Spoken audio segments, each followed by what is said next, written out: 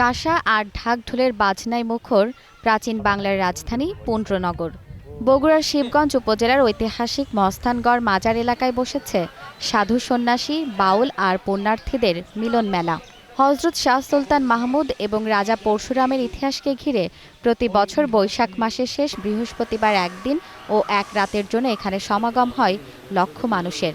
বাৎসরিক অনুষ্ঠানে দূর দূরান্ত থেকে বহু ভক্ত অনুরাগীরা আসে। ওরসটা তো হচ্ছে মিলন মেলা, আর এই ওরসে বাবার এখানে আসছি কোনো চাওয়া পাওয়ার জন্য না, উপকৃত হয়। এই কারণেই অনেক দূর দূরান্ত থেকে এই শাহ সুলতান মাজারে ছুটে আসে। বৃহস্পতিবার মূল মেলার দিন হলেও সপ্তাহখানেক আগে থেকেই দেশের বিভিন্ন জেলা থেকে এসে আস্তানা গেড়েছেন ভক্তরা। বাউলদের জারি সারি আর মারফতি গানে উৎসব মুখর হয়ে উঠেছে চারদিক।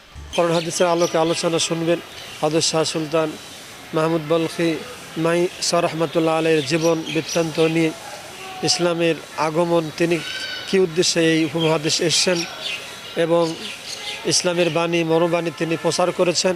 এই মেলায় খাবার হিসেবে সবচেয়ে বেশি জনপ্রিয় মহাস্থানের ঐতিহ্যবাহী কটকটি। এবার মেলায় প্রায় ৬ কোটি টাকার কটকটি বিক্রি হবে বলে আশা করছেন বিক্রেতারা। আমাদের বিক্রি হইলে ৬, ৬.৫, ৭ কোটির মতো হইতে পারে। এখন ব্যবসার বিঘ্নের পরে এটা হয়।